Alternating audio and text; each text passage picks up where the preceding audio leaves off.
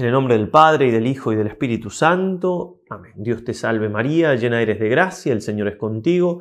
Bendita tú eres entre todas las mujeres, y bendito es el fruto de tu vientre Jesús. Santa María, Madre de Dios, ruega por nosotros pecadores, ahora y en la hora de nuestra muerte. Amén. San Ignacio de Loyola, ruega por nosotros. Seguimos entonces.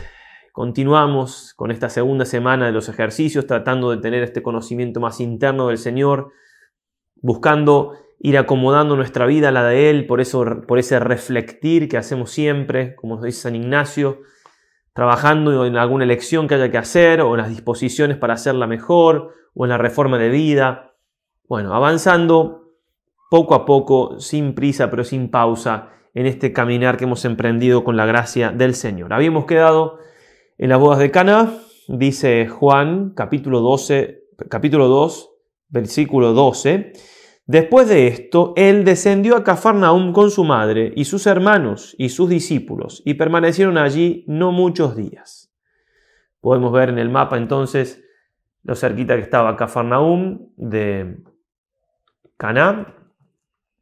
Estamos siempre al norte, por supuesto, en Galilea, y es una ciudad, Cafarnaúm, muy cercana a la costa del mar de Galilea, que es un lago grande, por lo cual se le llamaba mar, en cuyas riberas muchas cosas importantes pasaron, como vamos a ver, y ya sabemos, los pescadores estaban ahí, los futuros apóstoles. Allí vemos en ruinas la sinagoga de Cafarnaúm, donde el Señor pronunció el discurso del pan de vida de Juan 6, al lado, ese techo plano que se ve allí es la iglesia que recubre y que recuerda la casa de Pedro. La casa está abajo, las ruinas, y arriba está la iglesia.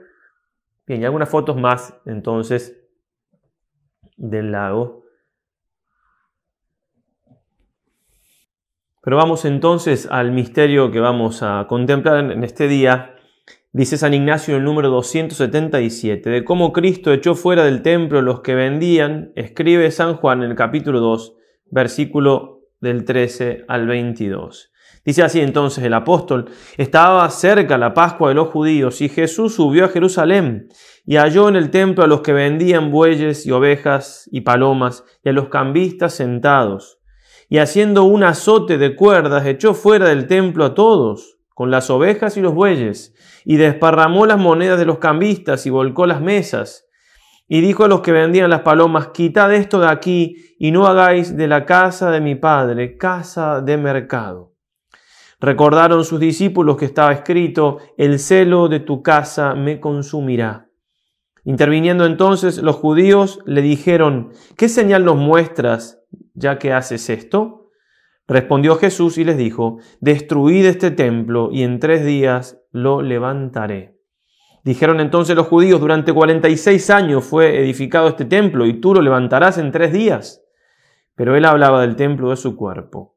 Cuando fue pues resucitado de entre los muertos, sus discípulos recordaron que había dicho esto, y creyeron a la Escritura y la palabra dicha por Jesús.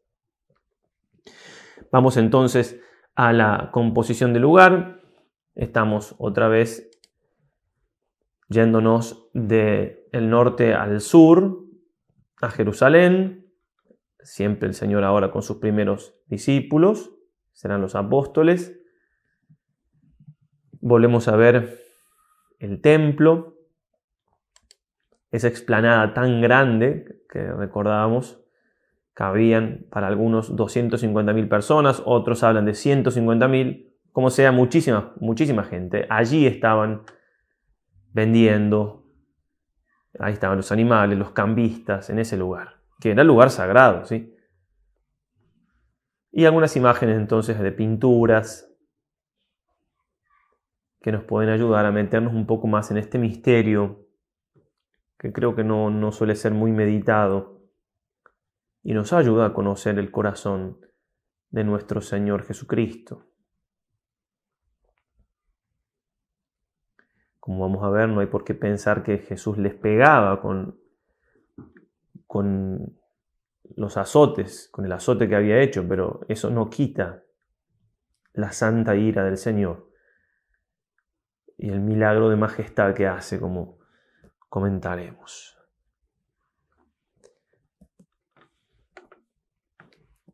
Bien, los evangelios narran 2 expulsiones del Señor a los mercaderes en el templo. Mateo, Marcos y Lucas la ponen al final de la vida pública del Señor y Juan la pone al principio.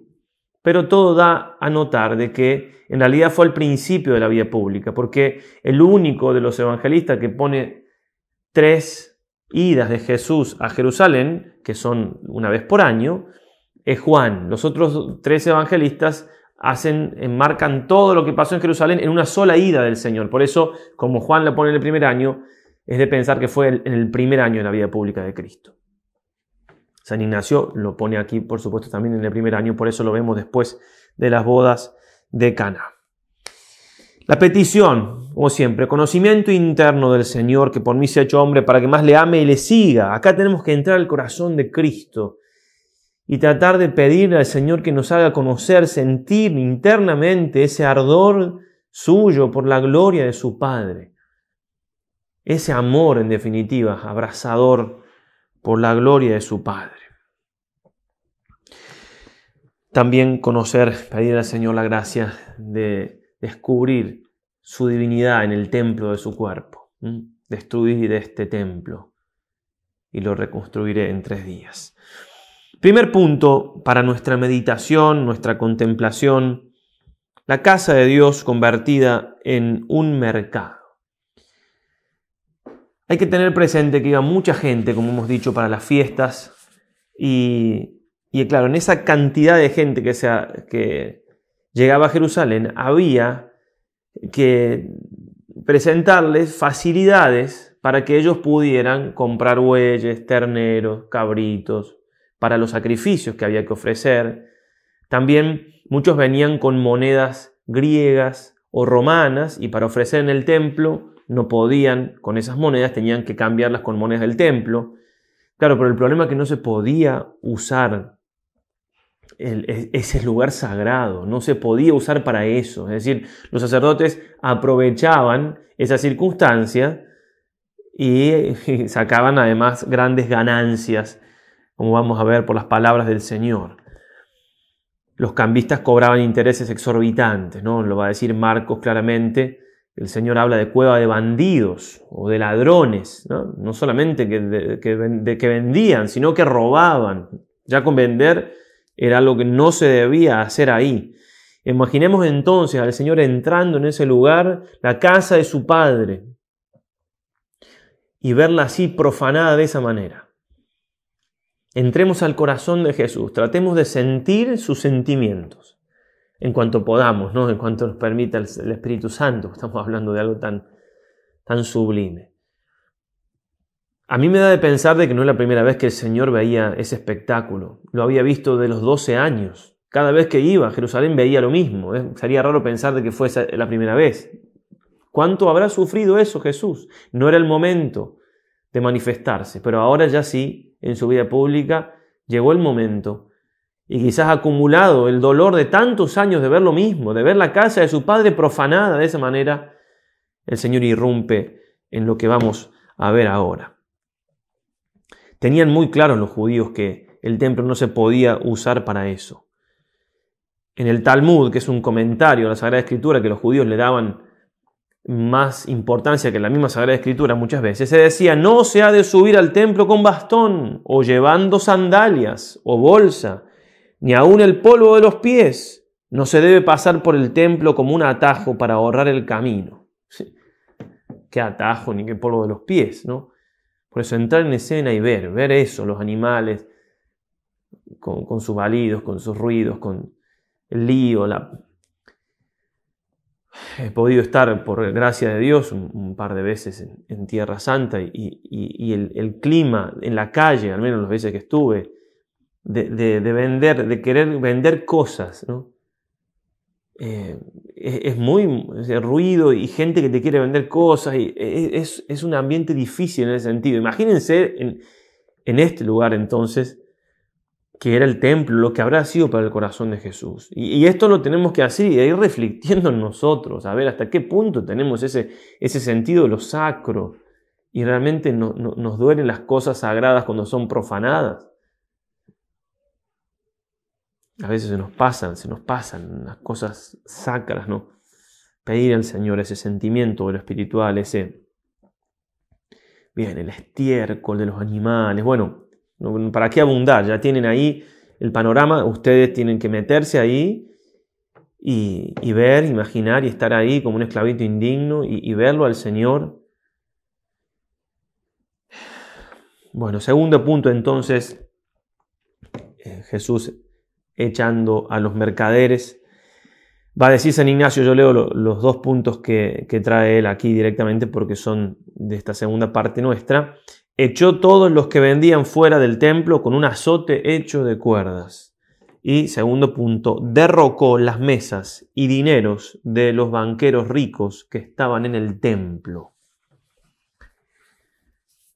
Jesús entonces entra, ya estábamos ahí en esa situación, y llega el momento de manifestar quién era él ya en parte y a qué venía. Habrá hecho los azotes con las cuerdas de los animales que habrían quedado en el suelo. Podemos imaginarlo el Señor con todo su dolor, pero con toda su tranquilidad, armando el azote de cuerdas, y empieza a echarlos, ¿no? Y hay que imaginárselo al Señor así, porque ese es Jesús, es Jesús, con una santa ira. Incluso va a decir Marcos, capítulo 11, versículo 16, y no permitía que nadie transportase cosas por el templo. No solamente lo sacó, ¿sí? Derribó las mesas de los cambistas, imaginémoslo. Los echó, se habrán ido algunos a traer sus animales. No hay que pensar, repito, que Jesús les pegara, pero para algo usó el látigo, habrá pegado en el suelo. Ese es Jesús, ¿no? Quitad esto de aquí, no hagáis de la casa de mi Padre cueva de ladrones.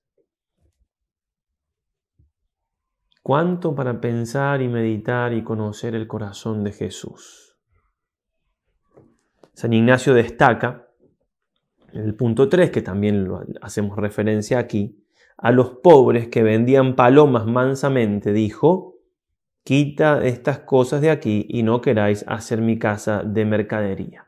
Como el Señor trata distinto a los más pobres que están vendiendo palomas, que a lo mejor era simplemente para poder comer ese día, si se quiere, no estaba bien, también les dijo que se vayan, pero de una manera más suave que a los otros usureros que las dos cosas estaban mal. Y acá vemos claramente algo que no hace falta verlo acá en el Evangelio, lo sabemos porque sabemos quién es el Señor. Jesús tiene un dominio absoluto de sus sentimientos, como tenía Adán y Eva antes del pecado original, mucho más, ¿no? Pero digo, ese orden que había antes del pecado original, que nosotros perdimos y que nos cuesta tanto manejar nuestros sentimientos, bueno, Jesús no se deja llevar por un sentimiento de ira descontrolado y no sabe lo que está haciendo. Ese no es Jesucristo, como va a decir Santo Tomás y la tradición teológica. Jesús no tiene pasiones propiamente, sino propasiones. Es decir, son sentimientos absolutamente manejados por su inteligencia y su voluntad, que a su vez respondía perfectamente a su divinidad. Entonces, Él hace exactamente todo lo que tiene que hacer y únicamente lo que tiene que hacer. Pero sí tiene el Señor santa ira. Santa ira. Y ya vamos a ver por qué esa santa ira. Porque lo dice el mismo evangelista citando el Salmo 68. Se acordaron los discípulos que estaba escrito: el celo de tu casa me devora. Vería Jesús en aquel espectáculo que la sinagoga le ponía ante los ojos, no solamente eso, sino también todas las profanaciones, los pecados de simonías, cuando se venden las cosas espirituales en su iglesia, digo, no los sacramentos, o las profanaciones, las iglesias transformadas en fábricas o entregadas. Ahora se entregan, alguna vez habrán recibido, qué doloroso ver una iglesia hermosa transformada en un bar, ¿no? Porque claro, no había quien y se entrega al ayuntamiento o a lo que sea, y cómo tendría que dolernos eso, ¿no? O también pensando esa bailarina prostituta que entró danzando sacrílegamente y que era la diosa Razón, ¿no? En la catedral de Notre Dame, pisó una cruz, bueno, cosa sacrílega totalmente. La misma catedral que en París, ¿no? Que fue quemada no hace mucho. Bien, todas las cosas que el Señor habrá visto con su conocimiento del futuro y que le habrán dolido en ese momento. El celo de tu casa me devora. Esta santa ira que tiene Jesús no es otra cosa que un amor santo, ¿no? El secreto de las vehemencias santas lo tiene el amor, porque ama mucho a su Padre, entonces le duele mucho que así le falten el respeto, que así profanen el templo. Le duele al Señor por el amor que tiene. Y acá entonces lo que tenemos que ir reflexionando en nosotros es que muchas veces nos falta amor. Dios es amor y no hace más que amar, pero el amor es celoso. Al amor le importa que el amado lo ame. A Dios le importa nuestro amor. Guardad mis sábados y respetad mi santuario. Yo Yahvé, Levítico 19:30. Ejemplo de este celo por Dios, de este amor tan grande por Dios nos da el profeta Elías. Allí entró en la cueva luego de 40 días de camino y de ayuno y pasó en ella la noche. Le fue dirigida la palabra de Yahvé que le dijo: ¿qué haces aquí, Elías? Él dijo: ardo en celo por Yahvé, Dios Sebaot. Eso es amar realmente. Porque los israelitas han abandonado tu alianza, han derribado tus altares y han pasado de espadas tus profetas. Quedo yo solo y buscan mi vida para quitármela. Están por matar, pero el problema no es ese, es que han ido contra Yahvé, contra Dios. Lo primero que dice es lo que le está haciendo.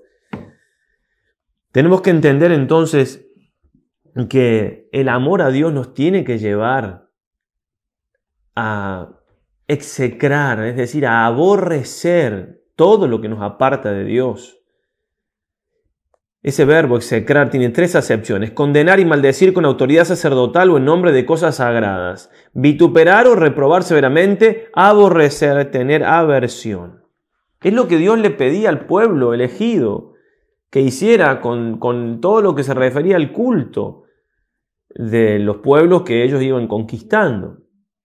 Por supuesto, no hay que tomarlo ahora literalmente nosotros en cuanto a lo que hay que hacer pero obviamente que hay que tomar el espíritu y hay cosas que sí se aplican incluso literalmente. Ya vamos a dar algún par de ejemplos, pero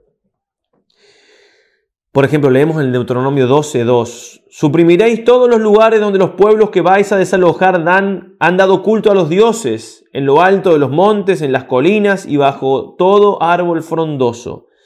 Son lugares de culto, ¿no? Todo esto que está nombrando. Demoleréis sus altares, romperéis sus estelas, quemaréis sus hipos, derribaréis las esculturas de sus dioses y suprimiréis su nombre de este lugar. También recordemos lo que hizo Moisés en Números 9:21. Está esto: lo que hizo él con el becerro de oro que habían hecho, con el cual idolatraban.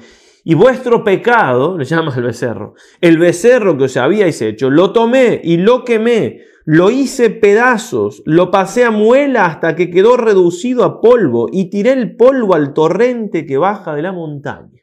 No quedó nada.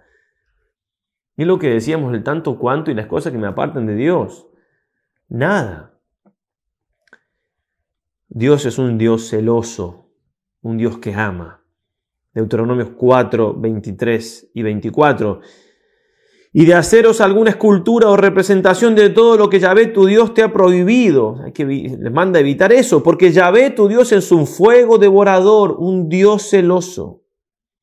Isaías 42, 8. Yo soy, Yahvé es mi nombre, que no doy mi gloria a ningún otro, ni a los ídolos el honor que me es debido. Es por mí, Isaías 48, 11, por mi amor que lo hago, porque no quiero que mi nombre sea escarnecido y mi gloria a nadie se la doy. Versículo siguiente: óyeme Jacob y tú Israel, que yo te llamo, soy yo el primero y aún también el postrero. Apocalipsis 1:8. Yo soy el alfa y el omega, son palabras de Jesús. dice el Señor Dios, el que es, el que era, el que viene, el Todopoderoso. Deuteronomio 4:24, pues el Señor Dios tuyo es un fuego devorador, es un Dios celoso. Hebreos 12:29, ya estamos en el Nuevo Testamento, porque nuestro Dios es un fuego devorador. Y comenta hermosamente Monseñor Strobinger, es esta una verdadera definición de Dios, que anticipa la que nos dice San Juan. Dios es el amor, Dios es amor, ¿sí? 1 Juan 4:8, todo amor es celoso, lo da todo, pero no puede soportar desvío. Por eso dice el Cantar de los Cantares 8:6, que el amor es fuerte como la muerte y los celos son duros como el infierno. Santiago 4:5, adúlteros, ¿no sabéis que la amistad con el mundo es enemistad con Dios? Cualquiera pues que desee ser amigo del mundo se constituye un enemigo de Dios. ¿Pensáis que la Escritura dice en vano? ¿Tiene deseos ardientes el Espíritu que Él ha hecho habitar en nosotros? Y otra traducción, ¿pensáis que la Escritura dice en vano? ¿Os codicia con celos el Espíritu que habita en vosotros? Apliquemos esto entonces al celo que tenemos que tener por la gloria de Dios en nuestro corazón, en nuestra alma, de entregarle todo, de separarnos de todo aquello que nos aparta de Dios, de estar dispuestos a morir si es necesario. A nosotros, en nuestra congregación, se nos recomienda el directorio de espiritualidad, ser de fe integral y entrega total, con tal decisión formal de no pactar, no transigir, no capitular, no negociar, no conceder ni hacer componendas con el espíritu del mundo. Tenemos que ir viendo en el corazón, en ese celo de Jesús por la gloria del Padre, el celo que tiene Dios por nuestro amor y cómo quiere que apartemos de nosotros todo lo que nos aparte de Él, todo lo que le quita el amor que Él se merece, porque el amor es así.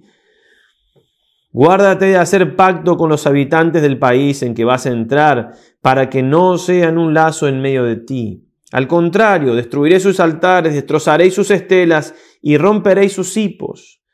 No te postrarás ante ningún otro Dios, pues Yahvé se llama celoso, es un Dios celoso.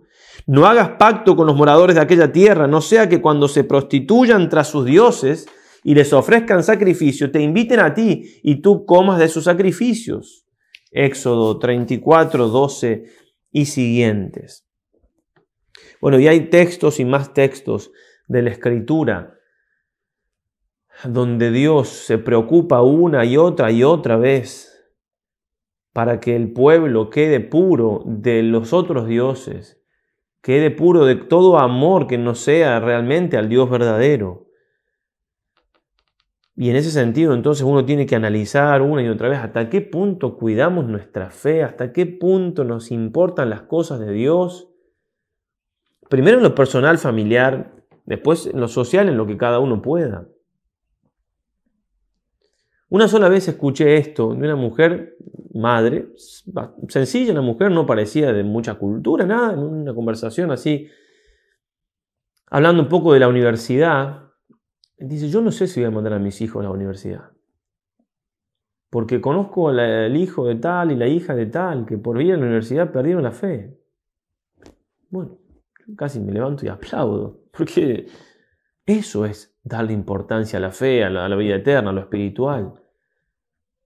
Dicho sea de paso, un libro hermoso del padre Miguel Ángel Fuentes, que se llama Las verdades robadas, que habla justamente de esto, las verdades más importantes que un niño va recibiendo en su casa y llega a la universidad y se las roban, un año de universidad o dos y ya terminan pensando cualquier cosa. Pero ¿qué padre, qué madre es capaz de al menos poner en tela de juicio si conviene o no? No digo después no mandarlo, porque puede haber otros subsidios para que ese joven no pierda la fe, esa joven, pero pensarlo. ¿O qué joven es capaz de decir, me conviene ir a la universidad a mí o no? Porque ahora, claro, tener un título es muchas veces más que tener fe o no. Es que no se valoran las cosas de fe. Es que no se le da importancia. No estoy diciendo que no haya que ir a la universidad, simplemente que hay que tener criterios y tendríamos que hacer que la universidad no sea un lugar donde se pierde la fe. Universidades católicas no tienen muchas veces solamente el nombre, lamentablemente, y hacen peor a veces que otras que no lo son, porque un joven quizás iluso va a una universidad católica y piensa que le van a hablar de cosas de fe y va con la guardia más baja y termina haciéndole peor. ¿Cuánta responsabilidad tenemos nosotros los sacerdotes con respecto a esto, ¿no? Se lee en el Ezequiel 9, del 1 al 7, se le aparece en sueños un hombre así con halos divinos a Ezequiel y le va mostrando los pecados que se van dando en el pueblo, pero sobre todo los pecados en el santuario. Y bueno, que pecados de profanación, en definitiva, de que en el lugar santo se estaba dando culto a otros dioses. Y entonces, después, escuchó, dice, a los otros que les dijo, a los que tenían que hacer la tarea, era un sueño, pero recorred la ciudad detrás de él y herid. No tengáis una mirada de piedad, no perdonéis a viejos y jóvenes, doncellas, niños y mujeres, matadlos hasta que no quede uno. Pero el que lleve la cruz en la frente, no lo toquéis. Empezad a partir de mi santuario.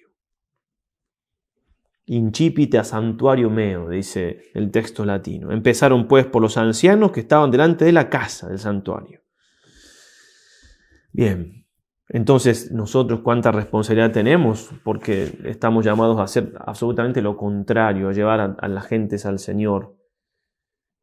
Dice Éxodo 32, 21, le dice Moisés a Aarón, ¿qué te hizo este pueblo para que hayáis traído sobre él tan gran pecado? Como él le trajo el pecado. Él concedió lo que el pueblo quería. Bien, pureza entonces de las cosas de la fe, que nos importe, que sintamos que Dios es olvidado, que Dios no importa. Los derechos, ¿quién defiende los derechos de Dios? Los derechos humanos, ¿no? Que sabemos que detrás de eso no hay muchas cosas muy mal. Los derechos humanos. Porque claro, porque como el hombre es Dios ahora, y claro, es un Dios que se hace a sí mismo, y entonces en definitiva los derechos humanos son... ¿Y Dios? ¿Y los derechos de Dios? ¿Quién defiende los derechos de Dios? Ahora se defienden más los derechos del diablo que los derechos de Dios. No me acuerdo bien qué estaban inaugurando hace un par de años acá en Europa. No sé si me parece que era un túnel que iba de un país a otro. Hicieron un rito satánico. Estaba la presidenta de no sé dónde, un rito satánico, pero así a plena luz del día. Es una cosa que... Y nosotros, papando moscas, no sé si conocen esa frase. ¿Cómo así? Y uno dice, bueno, padre, pero ¿qué voy a hacer yo? Bueno, al menos sorprenderme, al menos rezar, al menos comentarlo. Ya no es poca cosa. Y después cada uno verá si puede hacer algo más. Pero digo, pasan cosas y... ¿Dónde está nuestro amor a Dios? Todo lo que implica el amor a la Eucaristía, el respeto por la Eucaristía, donde está el Señor. Me contaba una persona de un lugar donde estaba expuesto el Santísimo Sacramento en un shopping, en un lugar de venta, en un mall, en un lugar de comercio. Estaba expuesto ahí. Primero, que haya un sagrario ahí ya es algo que...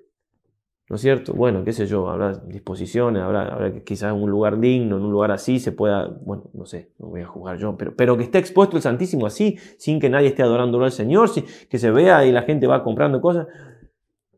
Eso a uno lo tiene que... Está Jesús ahí. Y Jesús es Dios, es nuestro Dios. Cuidar a las cosas de Dios, sentirlas como cosas que son mías, porque Jesús es mío, porque se hizo hombre por mí, me ama a mí, me cuida a mí, me salva a mí, yo no voy a hacer nada por Él. Las profanaciones, bueno, como digo, siempre hay que empezar por el corazón de uno, ¿no es cierto? Eso es lo más importante, y ser yo que con un látigo saco y tengo presente lo que dice el Señor, ¿no? Si tu ojo es ocasión de pecado, arráncalo. Jesús no anda con medias tintas, está bien, no me tengo que arrancar el ojo literalmente, pero tengo que arrancar de mi vida todo lo que me aparta de Él. Arrancarlo, sacarlo. No me acuerdo si es el libro de los Hebreos, donde estaban toda la gente que, claro, iba predicando Pablo y tal, y toman todos los libros herejes de hechicería y de qué sé yo, y los queman públicamente. Eso se hacía también, ¿no? San Luis María Guión de Montfort, un gran santo y un gran misionero, predicaba y quemaban público. parece eso de otro tiempo, ¿no? Es de otro tiempo. Tiempo en que había fe, en que... Ahora lo que habría que quemar quizá alguno es el celular. Si me aparta de Dios, el móvil. Bueno, cada uno tiene que obviamente pensarlo esto y aplicarlo a su vida. Estos son principios, son ideas pero que realmente el ejemplo de Jesús en esa vehemencia de apartar de la casa de su padre lo que no es de Dios, yo vea qué me toca a mí. Y si no me toca nada, como a Jesús no le tocó nada hasta los 30 años, porque y se aguantó eso y lo habrá ofrecido, ese dolor perfecto. Pero darme cuenta ya es muy bueno, ¿eh? Como dice Ernest Hello por ahí, el amor a la verdad y el odio al error son dos cosas que es la misma moneda, una cara y la otra. Yo no puedo decir que amo la verdad, sino odio el error. No estoy diciendo que odio al que erra, pero sí el error. Si me da lo mismo el error o no, entonces ¿qué amor tengo a la verdad? Es así, pero es una cosa que no me puede dar lo mismo el error o no me puede dar lo mismo que Dios sea amado o no me puede dar lo mismo. Si realmente amo, y si me da lo mismo, tengo que suplicarle a Jesús que me ayude, que me dé su fuerza, que me dé su gracia para que me convierta de verdad. No puede estar el mundo tan al revés y yo como si nada. Como si nada. ¿Qué tiene que hacer cada uno? No sé, pero algo hay que hacer. Y como digo, a veces no será más que rezar, que ofrecer el dolor. Bueno, ya no es poca cosa. Pero el mundo está dado vuelta, está patas para arriba, esto está mal. Y ojo, no estoy haciendo un grito como asustando o que sea algo pesimista, ¿no? Sabemos que Salmo 2, el Señor se ríe de ellos, dice el Salmo 2. Y uno tiene que estar feliz. Y contento, Señor, contento, como decía el Padre Hurtado. Pero una cosa no quita la otra. No hay contraposición en esto. Hay que ver la realidad como es. La realidad es así. Y esa ver la realidad como es también ver la mano de Dios en todo, que Dios permite las cosas por algo mejor. Él sabrá, pero yo tengo que poner todo lo que me pueda para buscar la santidad, yo personal, la que tengo en mi alcance, con la gracia de Dios, no puedo nada sin Él. Y después extender, hasta donde pueda extender, a costa de lo que sea. Por último, la controversia con los judíos. Después que ven esto, entonces los sacerdotes, claro, no les gustó mucho, no les gustó para nada. ¿Qué señal haces para poder hacer estas cosas? ¿Cómo Jesús osaba enfrentarse? Ahí vemos la entereza de Jesús, unos 30 años. Claro, obviamente, el Señor es Dios. Hay que tener una personalidad justamente de un Dios hecho hombre para ir en contra de todos, sin ninguna duda de nada, sin una tranquilidad de conciencia, los sumos sacerdotes, los sabios, Jesús va adelante, ¿no? Cualquiera en una circunstancia así, las presiones, las cosas, hubiera dudado, hubiera obrado de más, dicho de más. Bueno, obviamente es el Señor. ¿Qué señales hacen? Tenían como una credencial, ¿no? No había credencial, sino que el mismo hecho de lo que estaba haciendo el Señor era la credencial. Milagro de autoridad, va a decir San Jerónimo, el mayor de los milagros que hace Jesús, porque cualquier otro que haya hecho eso, lo hubieran agarrado. Imagínense, le están quitando el negocio, lo hubieran agarrado, lo hubieran apedreado, lo hubieran sacado ahí. A Jesús nadie le hace nada, hasta que llegue el momento de su pasión. Mientras tanto, y también el Señor dice, destruí este templo y lo reconstruiré. Claro, porque Él es el templo. El templo que estaban ahí profanando era signo de Él. Ahí vamos a leer algo de Fulton Sheen muy hermoso. Ese templo tan majestuoso, tan grande, no quedó piedra sobre piedra. El mismo Jesús lo profetizó por haberlo rechazado a Él. No quedó piedra sobre piedra en la invasión de Tito por los romanos. Pasaron el arado por Jerusalén por rechazar a Jesucristo. El muro de los lamentos que existe ahora es con las piedras que quedaron, hicieron un muro. No quedó piedra sobre piedra. Donde estaba el templo está la mezquita de Omar, musulmana. ¿Por qué? Porque rechazaron a Jesús. Estamos hablando de piedras. El problema nuestro es que rechazamos a Jesús, no podemos ir al infierno, ya lo hemos meditado, que es un poquito más importante. Digo que las cosas materiales y temporales tenemos que juzgar No quiere decir con esto que no hay que defender los templos nuestros y demás, es otra cosa, ¿cierto? San Agustín dirá, los que no quieren ser redimidos, comprados, todo lo tienen puesto a la venta, ¿no? No quieren ser comprados y quieren vender. Estos son los que se buscan en la iglesia a sí mismos y no la gloria de Jesucristo. San Juan Crisóstomo, oh extrema locura. ¿Qué señal podía necesitar para librar el templo de ese desorden? Aquel celo tan grande por la causa de Dios, ¿no era acaso una señal suprema de virtud? Leo un par de párrafos de Monseñor Fulton Sheen. Destruid este templo, comenta esa frase. En realidad les estaba desafiando al decirle destruid. No les dijo si destruís. Les estaba desafiando directamente a que pusieran a prueba su poder de rey y de sacerdote por medio de la crucifixión, y él les respondería por medio de la resurrección. Es importante advertir que en el texto griego original del Evangelio nuestro Señor no usó la palabra hierón, que era el término griego corriente para designar el templo, sino más bien empleó la palabra naos, que significa el lugar santísimo del templo, el Sancta Sanctorum, el santo de los santos. Había estado diciendo, en efecto, el templo es un lugar en que Dios habita. Vosotros habéis profanado el antiguo templo, pero existe otro templo, con mayúscula, Él. Destruid este nuevo templo, crucificándome, y en 3 días lo levantaré de nuevo. Aunque vosotros queráis destruir mi cuerpo, que es la casa de mi Padre, por medio de mi resurrección, yo haré que todas las naciones entren en posesión del nuevo templo. Es muy probable, dice Fulton Sheen, que nuestro Señor señalara con ademán hacia su cuerpo al decir las palabras estas. Los templos pueden construirse de carne y de huesos, de la misma manera que se construyen de piedra y madera. El cuerpo de Cristo era un templo porque en él estaba morando corporalmente la plenitud de Dios. Así comienza, con esa vehemencia, con esa claridad, así irrumpe. Después del bautismo, después del desierto, la boda de Caná, así se presenta en escena el Señor. Claro que les va a molestar a los que tenían el dominio de la religión, a los que hacían de la religión su negocio, claro, que los quieren sacar de encima. Desde que apareció en escena le tenían ojeriza al Señor, hasta llevarlo a la cruz, porque la luz molesta en las tinieblas. Por eso, una y otra vez revisemos nuestro mundo interior y digámonos a nosotros mismos, como Jesús les dijo a los vendedores, sacad esto de aquí. Y digámoselo a Jesús, sacad esto de aquí.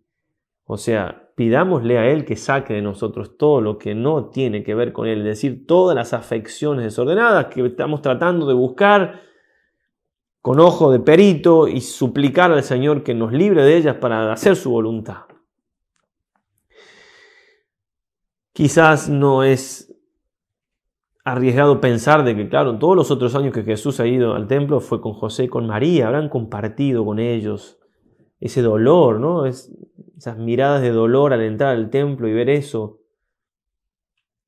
Bueno, María también tenía ese celo. A ella le tocó no hacer nada más que rezar y todo lo que eso implica, que es importantísimo. Después de Jesús nadie hizo ni hace tanto como ella, pero digo, volviendo a lo que decíamos antes, no sé si a todos les toca hacer algo, pero sí a todos nos toca entender las cosas y sufrirlas con toda la alegría de confiar en el Señor, todas las aclaraciones que sean necesarias. Pero pidámosle también a María que nos ayude, ella, nuestra Madre, a tener a compartir esos sentimientos del corazón de Jesús y del corazón de ella.